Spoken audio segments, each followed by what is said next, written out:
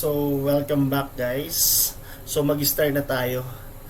Ang topic natin today is basic ng forex trading or foreign exchange. Okay, so pag may mga questions kayo guys, meron kayong hindi naintindihan, i-comment nyo lang sa baba or i-message nyo lang ako. Okay, baka masagot natin ng mga separate videos or pwede ko kayo sagutin sa mga message nyo, i-send nyo lang sa akin or i-comment nyo lang. Okay guys, so tuloy na tayo. Overview. So ito yung mga topic na i-discuss natin guys. Importante ito lalo na sa mga beginner. Kasi dito malalaman nyo yung mga terms, okay? Kung ano yung mga kailangan nyo malaman para sa journey nyo sa foreign exchange or sa forex market. So what is forex? What is a currency pair? What is a pip? Mga types ng lot. What is the value of a pip? What is leverage? And ano yung forex market time dito sa atin sa Pilipinas? Okay guys, start na tayo guys ha. Introduction. What is forex? Ano nga ba yung forex? Ang market pala by the way guys ng foreign exchange or ng forex market, ito ay 24 hours and then 5 days a week. Okay? Wala lang siyang weekends. Pero 24 hours pa rin siya doon sa 5 days na yon. Meron din siyang 6.6 trillion dollars guys na daily volume. So, nakita nyo guys, trillion to hindi to billion, hindi million. So, makikita nyo, ang market ng foreign exchange is napakalaki. Okay? So, isa to sa malaking market na tumatakbo, kaya maganda rin siya i-trade. Lalo na kung alam natin ginagawa natin. Foreign exchange market is a global marketplace for exchanging national currencies or known as forex or FX. Ito yung mga tawag sa foreign exchange na shortcut lang. So, kayo malito guys ang foreign exchange is basically palitan lang ng pera. Okay, so for example, ngayon, ang $1 is katulad ng 57 pesos dito sa atin sa Pilipinas. Di ba? Ganun ang value ng $1 ngayon. So, doon tumatakbo yun. Ang US dollar equals to peso, 1 US dollar is equals to 57 pesos. So, ang tawag natin doon is currency pair. Okay? So, ano nga ba ang currency pair? Okay guys, what is a currency pair? Ang definition niya dito is quotation of two different currencies with the value of one currency being quoted against the other. Okay, so for example lang guys, itong EUR/USD. Ang EUR meaning niya is Euro or from Europe country and USD is US dollar. Okay? So itong una guys, itong Euro, ang tawag natin dito is base. Okay? Itong pangalawa is quote. Huwag kayong malito guys ito lang yung tawag. Okay? Ito lang yung mga term nila dito. So itong first one, lagi. So for example, USD to peso. Yung USD, yun yung base natin. Yung peso is yung quote. Dito, Euro USD is Euro is base, USD is the quote. And always guys, yung value lagi ng base is equivalent to 1. So katulad ng example natin kanina, yung USD to peso. Ang value ng USD is always 1. And then, yung equivalent ng sa peso, doon natin titingnan kung for example, ang value ng peso ngayon is 56.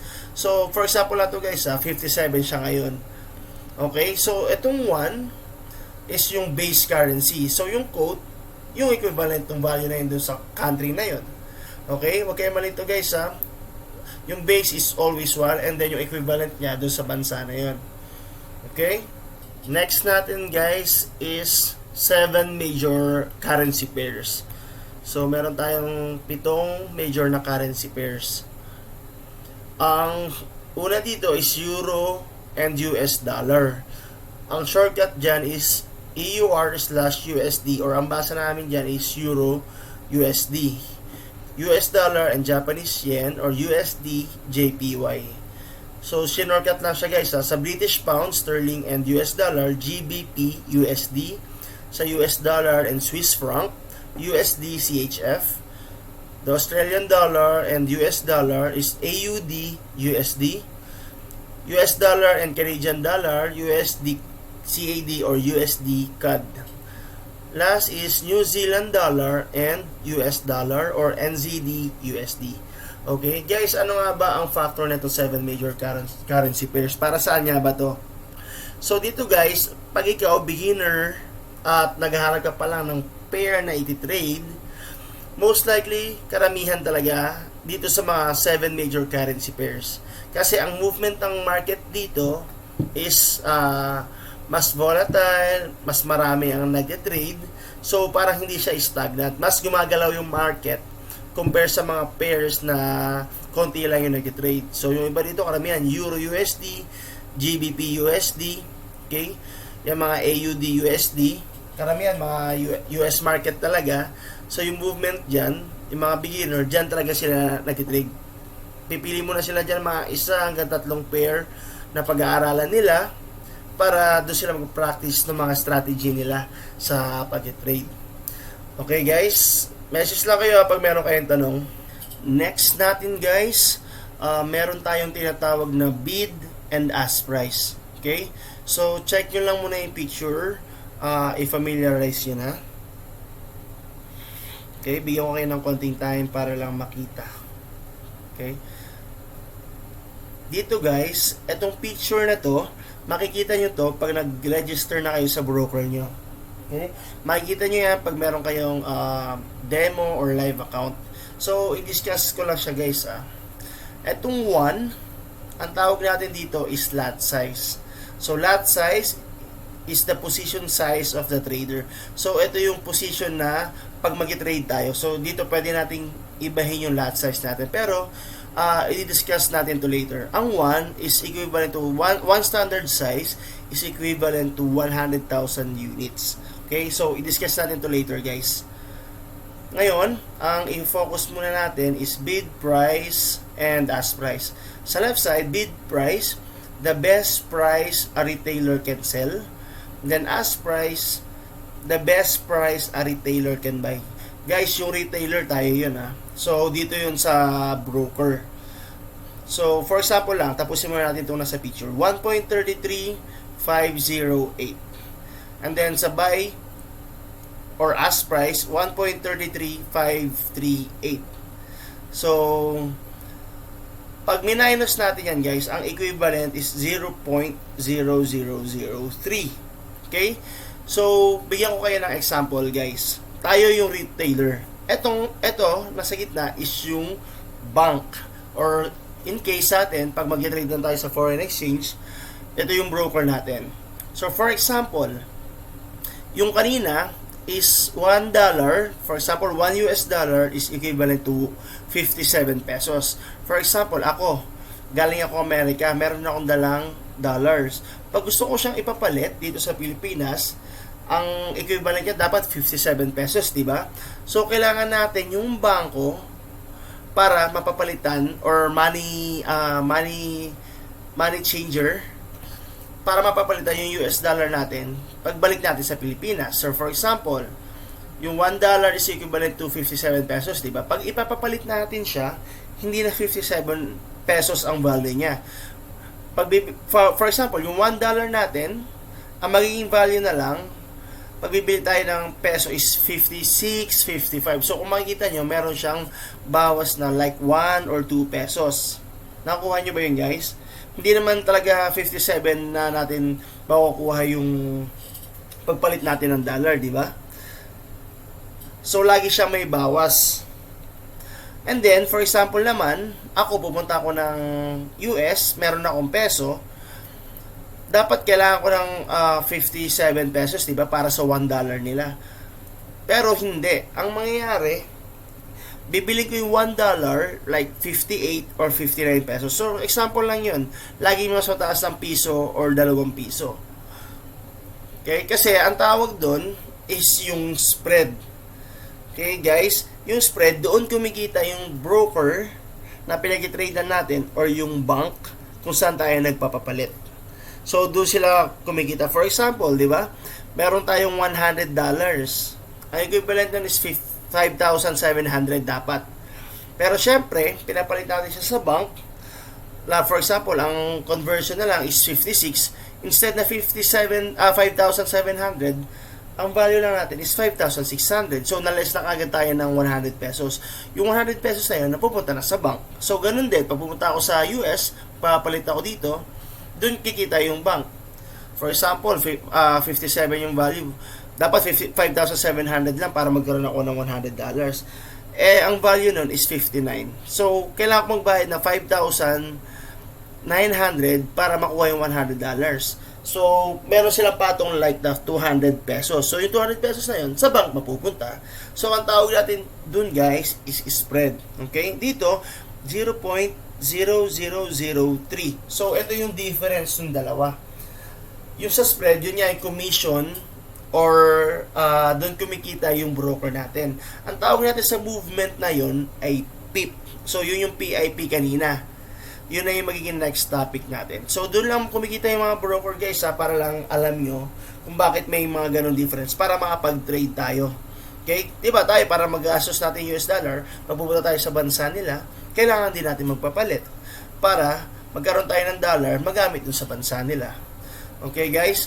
Ang next natin dito is paano natin makikita kung para saan ba tong PIP na to. Okay guys? Titignan nga natin kung para saan yung PIP.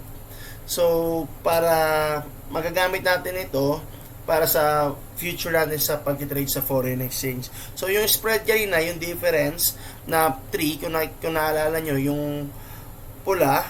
So, balik lang natin konti.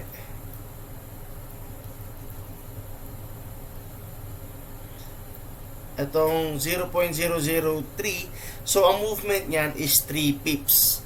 Okay? So, ngayon, balik na tayo dito. Alamin lang muna natin kung ano nga ba yung PIP. What is a PIP? So, dito makikita nyo, yung abbreviation niya, ang PIP is short for percentage in point. Okay? A PIP is the smallest number on a currency pair, price movement, or also known as points. PIP is the smallest whole unit measurement of the difference between the bid and ask spread in a foreign exchange. Go.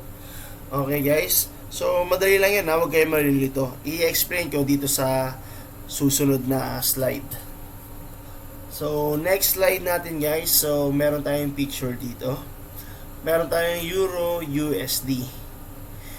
Okay, so check nyo lang, familiarize nyo yung picture. I-discuss natin ito ngayon. Okay,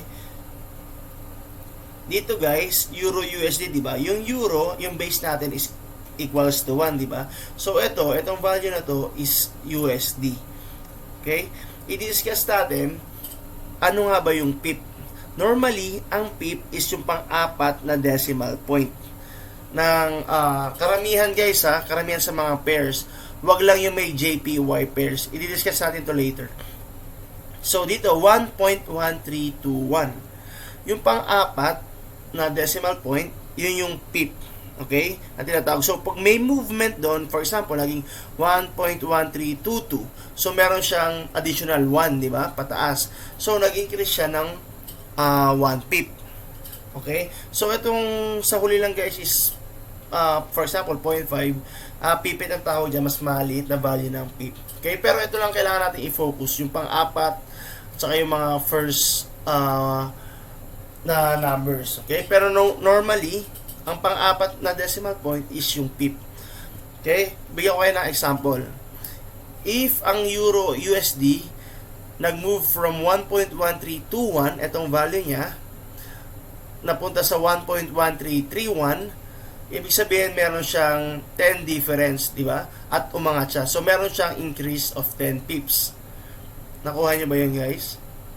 So, ulitin ko If itong value is 1.1321, naging 1.1331. So, ang difference nun is 10. Yung 10 na yon is yung movement na 10 pips. Okay guys, nakuha ba yun? So, ganun din, vice versa. If the Euro USD moves from 1.1321 at bumaba siya sa 1.1311, yung difference na 10 pips, yung difference na 10, nag-decrease siya ng 10 pips. Okay guys? So remember lang, itong yung pang-apat na decimal point, yun yung pips. Okay? Doon nagsisimula yung pip na binibilang natin para ma-calculate natin dito yung take profit natin, yung stop loss natin. So for example lang guys, 1.1321, di ba? Naging 1.1421. Pag titignan nyo, meron siyang difference na 100. So tumaas siya ng 100 pips. So ganoon din, pag naging 1.1221, meron siyang less or nag-decrease siya ng 100 pips. Okay? Most likely pang-apat na decimal point guys. So dito, next natin, meron siyang exception guys ha. Lahat ng JPY, here, the exception to this rule is the Japanese yen, which is quoted to 2 decimal points. So wag lang kayo malito guys, lahat ng may JPY, hindi na pang-apat. Yung pangalawa, yung pangalawang decimal point, doon na tayo magbibilang ng pip. Bigyan ko kayo ng example. Dito 113.21, di ba? So pag nag-move siya 113.21 to 113.31, so meron na naman siyang difference na 10. So umangat siya ng 10 pips. Nakuha guys? So ganun ulit. Sa pag ito 113.21 naging 113.11, meron naman siyang difference or bumaba siya ng 10 pips. Okay? Nagets ba? Pag may question lang guys, i-message nyo lang ulit ako or mag-comment lang kayo para masagot pa natin. Pag nalilito, ulitin lang yung video. Okay? Proceed tayo sa next slide. So, next natin guys, bakit nga ba importante malaman-laman yung mga increase or decrease or movement ng PIP? Para saan nga ba yun guys? Ano nga ba yung importance nun? So, next topic natin is what is the value of a PIP? And then, mga different types of lot. Okay? Para saan ba yun? Bakit kailangan natin malaman? So, dito muna guys, meron tayong tinatawag na 4 types of lots. Standard lot, mini lot, micro lot, and nano lot. Okay, sa standard lot, meron siya 100,000 units. Ito yung volume yung 1, and then per pip is $10. Okay?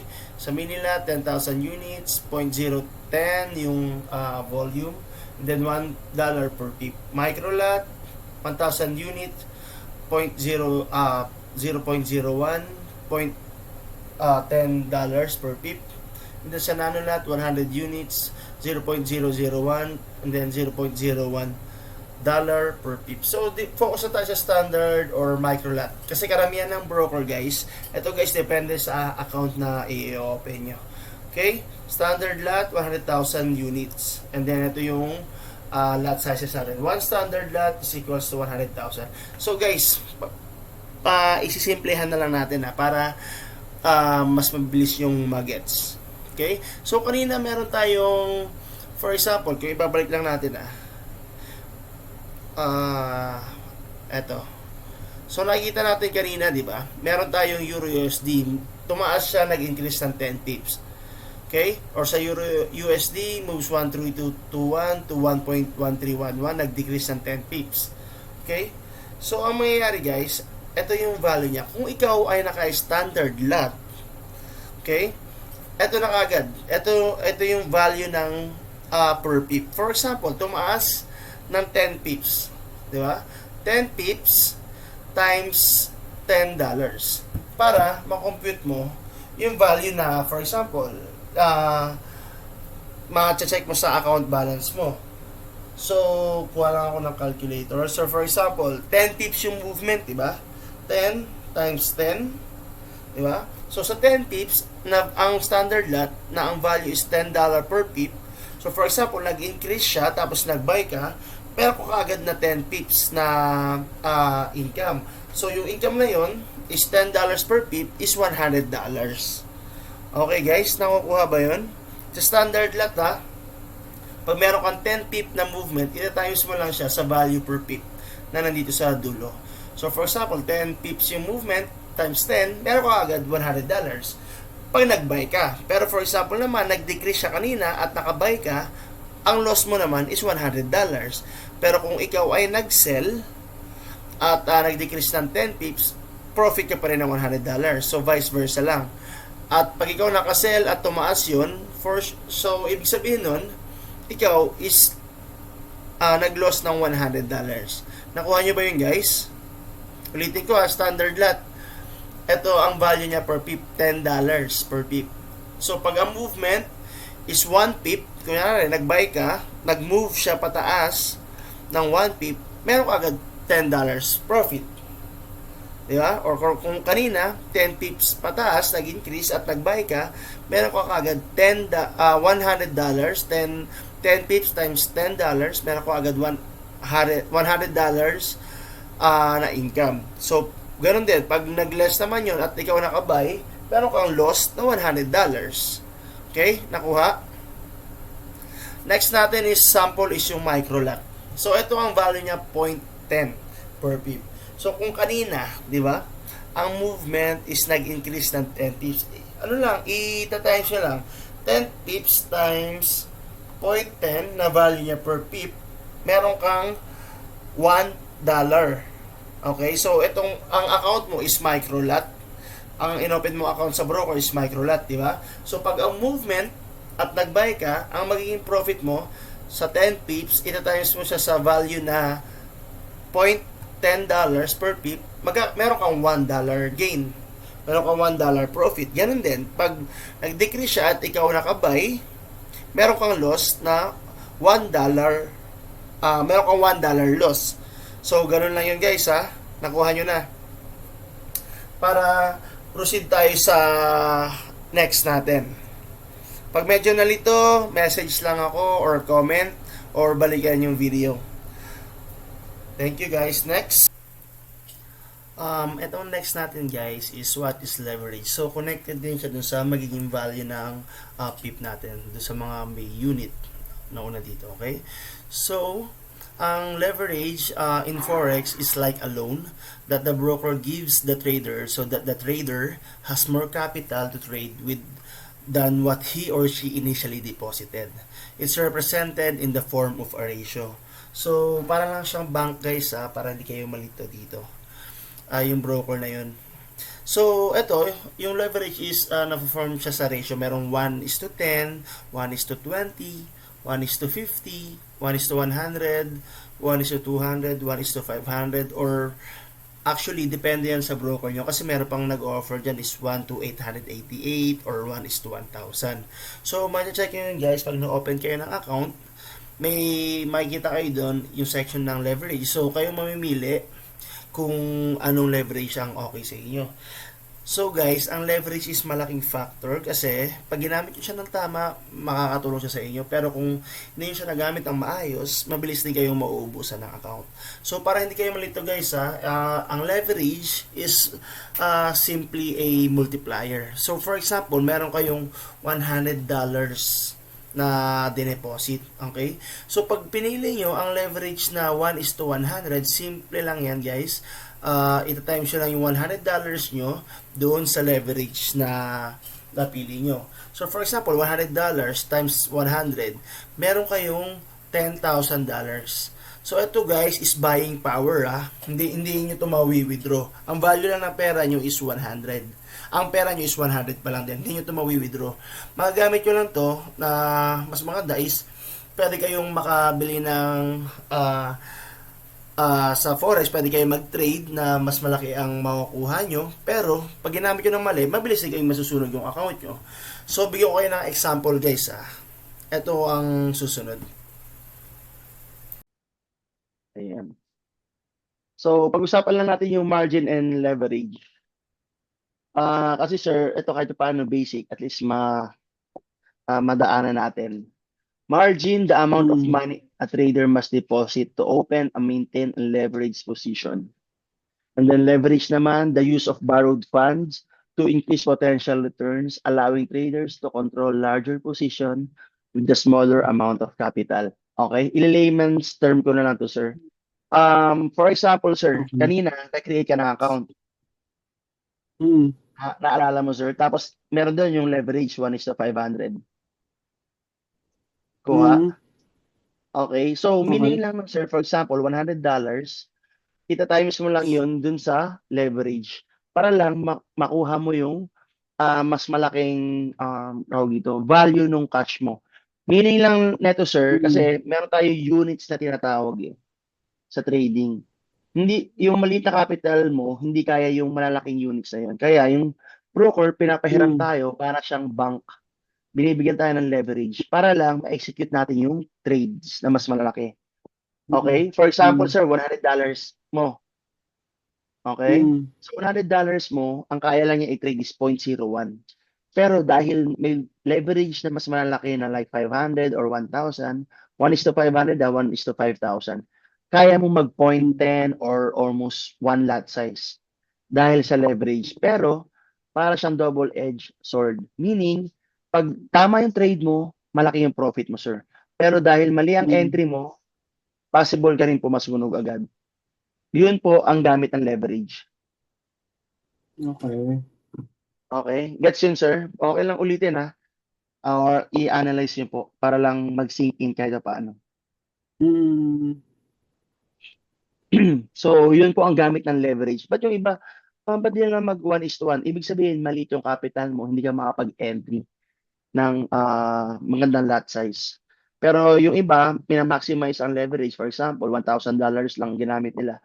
Yung $1,000 nila, may capacity na mag-entry ng position ng $10,000 using the leverage. Kasi for example, $1,000 ka, di ba? Hanggang point Mm. 10 lang ang kaya mong lot size. Pero Mm. dahil may leverage, kaya mong mag one lot size.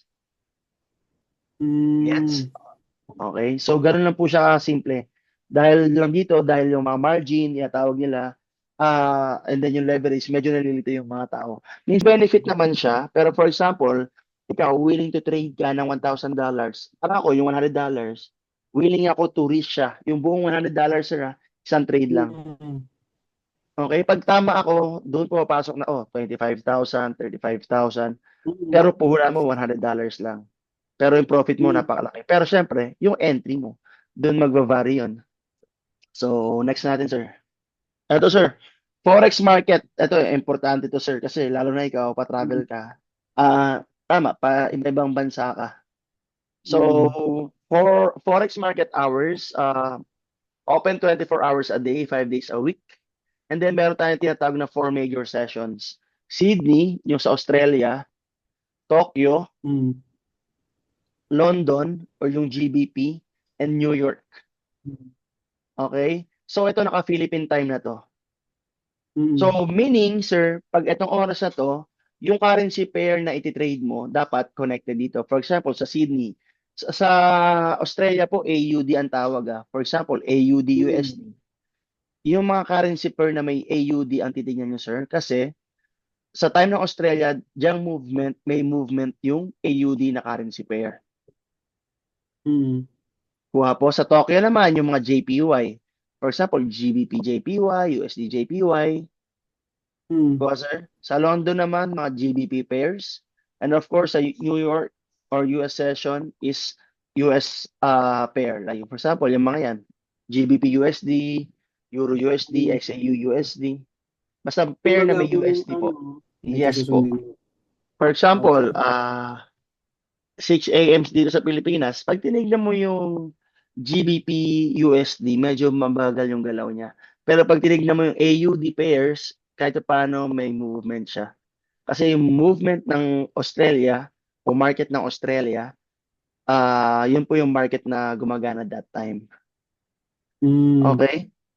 And then, Okay. inform ko lang, sir, minsan nagbabago tong time na to dahil may daylight saving time. Familiar ka naman siguro dito, sir, no? Mm. Parang DST. Mm. Kita mo tayo, nagbago yung time ng London, 4 p.m. to 1 a.m. Dito, 9 p.m. to 6 a.m. So, ayun lang, November to March para at least alam mo kung ano oras yung may movement. Ayan. So, doon lang sa time frame, sir. London and New York overlap. Most likely, karamihan ng traders, sir. Dito nagde-trade, 9 p.m. to 1 a.m. Kasi nag-overlap yung time ng London, nung GBP, sa USD. Yun ang start ng market nila, di ba? Bago magsarado yung London, Mm. nag-open na rin yung US market. Liquidity and volatility. And then, of course, best time to trade lahat ng major pair. Ito pang isa, Tokyo and London session na overlap, 3 p.m. to 4 p.m. So, JPY pairs, AUD pairs, and some Euro pairs. So, pag may overlap lang, sir, bakit ba importante yan? Mas marami yung trading opportunities na pwede mong Ah, masabayan. Okay, hindi tayo nag-trade lang na basta-basta. Meron tayong oo. movement na sinusundan. Madalas pala 9 a.m. minsan alas 3 titingin ulit. Tapos katulad Mm, kanina, etong gabi lang, di ba? Mamimili ka lang kung mm, London session ba ako or US session. And of course, sir, dahil alam nyo na yung basic, kailangan po mamili tayo ng broker. Okay, bigyan ko lang din kayo ng parang quick, hindi naman recap dito, parang quick overview regarding if you are going to choose a certain broker. Hindi lang po dahil sa tawag ito, nirecommend ko or dahil gamit ko. mm, So you can also do your due diligence. Okay? You can, check in Google or kung ano man ang ibang platform na pwede mong gamitin. Okay? mm, Ito, may tinatawag tayong regulations, pero just to let you know, sa Philippines po, wala pong broker na regulated. mm. Okay? So, ito yung mga regulations most likely na kilala, sir. FCA sa UK, Ah, ASIC sa Australia, and then SISEC sa Cyprus. Itong mga regulatory na to, nagre-regulate ng mga broker na to is mga kilala sa financial world. So, pag sinabi na, itong broker ko is regulated ng Cyprus, or tayo, syempre, kung sa Asia, sa ASIC. So, kahit pa paano, mm. trusted sila na broker. And then, Okay. spread and commission. So, kung naalala nyo earlier, sir, diniscuss natin konti yung spread. Di ba? Mm, May, for example, 3 pips, ganyan. mm, Meron kasi mga broker na mas mababa yung spread nila and mas mababa yung commission mm, nila. And pag mag-start tayo, sir, ito ang kailangan nyo. MT4, MT5. Ito kasi yung dalawang well-known na ginagamit as of now. Pero meron po tayong mm. tinatawag na C-Trader para lang kahit pa paano familiar ka. C-Trader tapos sa TradingView pwede na rin. So iOS and Android friendly naman sila. Punta ka lang sa Play Store or App Store, then download mo to, sir, yung MT4 or MT5. Kahit Ah, wala ka pang okay. account, pwede mo itong i-download, sir. Okay? MT4, MT5, pwede po siya sa desktop, computer, cellphone. Okay, Mm, so itong desktop or laptop na ginagamit ko, meron po siya. And then TradingView, ito po yung ginagamit namin para mag-analyze ng chart. Okay, kasi okay. sa MT4, MT5 po, kita mo yung chart, pero Ah, hindi mo siya masyadong mananavigate. Unlike sa mm, TradingView na platform. mm, So, for technical analysis, TradingView po ang ginagamit. Technical analysis meaning ang strategy mo is nakabase sa chart. Okay? Sa market action, mm, price action, market structure. Okay? And then sa Forex Factory naman, sir, is fundamental analysis. Fundamental analysis meaning po is you are basing your bias on a certain news. So, TradingView, chart, Forex Factory, fundamentals. And what else? Of course, pag mag-start ka na mag-trade, sir, natuto ka na ng basic. Gamit mo na yung trading view, yung chart. mm, Kailangan mo lang ng kahit paano may risk management. Ito yung normally na mm, sinasabi or naririnig mo when it comes to mm, trading. Okay? Always use mm, stop loss. And then, meron yung sinasabi na the trend is your friend. So, as a beginner, malaking factor po siya. mm, Okay? So, pag wala kang nakikitang trend, huwag muna tayo mag-trade. And of course, lagi nating okay. alam kung ano yung stop loss natin, ano yung risk natin. Mm, Okay? And then yung iba, mm, ah sinasabi nila risk only 1 to 2% per trade of your capital. Pero meron din mm, tayong tinatawag, sir, na dollar base. For example, di ba, $1,000 ka, ang capital mo, kaya mo lang i-risk is 1%, that's $10. Pero ako, sir, for example, $1,000, ang kaya ko i-risk is $100 per trade. So, meaning, mm, tawag ito, naka-depend naman ako na every trade ko, kunyari, ito yung pips. Ika-calculate ko siya, and then, ang willing to risk ko is $100. mm. Okay, so may percentage and then may dollar base. Malaking factor dito, sir, is emotional control is key. So, self-control, self-discipline, kasi meron tayong mga tinatawag na over-leveraging, over-trading, revenge trading, may mga ganong factor, which is mararanasan nyo yun when you come to the, live trading na talaga. Kasi ngayon, sabi mo, madali yan, kaya ko yan. Pero pag nandun ka na sa sitwasyon, doon po tayo magkakatalo. Okay? So, let's move on. Pag ikaw nag-start na, you should develop a trading plan. So, ito sir, sagutin niyo siguro to, define your trading goals. Ilagay mo lang sa notebook mo para, kunyari, next session natin or next pag-uusap natin, pwede natin siya i-tackle, okay? You should know what you want to achieve. Like, for example, income, growth, ano yung target mo, a year, a month, or daily na possible income, Okay, sige, sige. And then, sa strategy, meron akong strategy, pero isasabihin ko rin sa iyo kung ano yung tatlo. Okay? Pero ito, kasi meron tayong tinatawag na scalping, day trader, or swing trader. Okay? Daanan lang natin, sir. Sa scalping, sir, ito yung mga fast-paced na 1 minute, 5 minutes sila nag-trade. Okay. Yung 1 minute, 5 minutes time frame po yun.